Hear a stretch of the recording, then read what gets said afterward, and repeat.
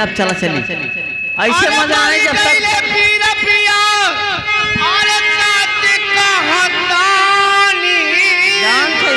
जान से तोहर परेशानी का बा राजा हूँ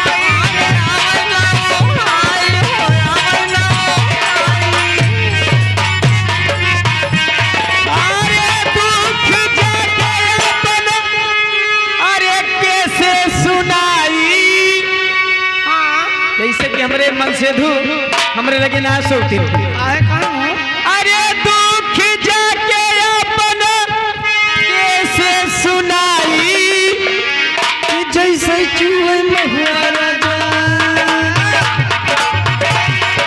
जैसे चूहे महुआ राजा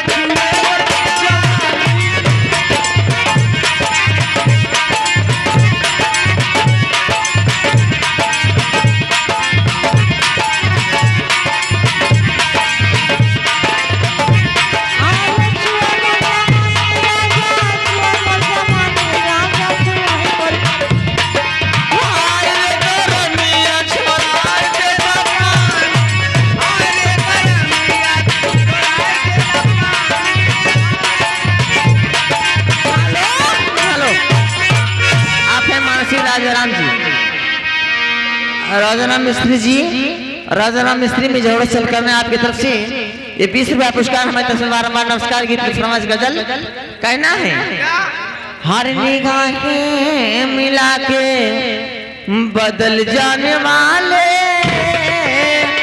हमें तुमसे कोई शिकायत नहीं है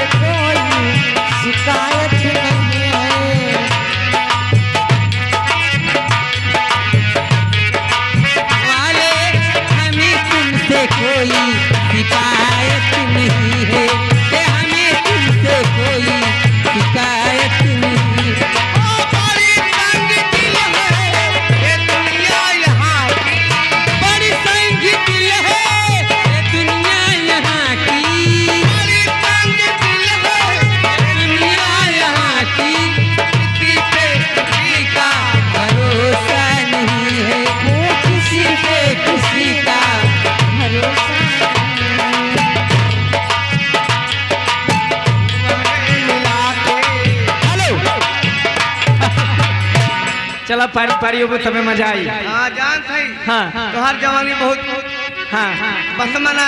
लेकिन चलते चलते कहना है अरे गोरिया चढ़ल बतोर जवानी। और पूछो जरा पूछो मुझे क्या हुआ है, कैसी बेकरारी है, कैसा नशा है,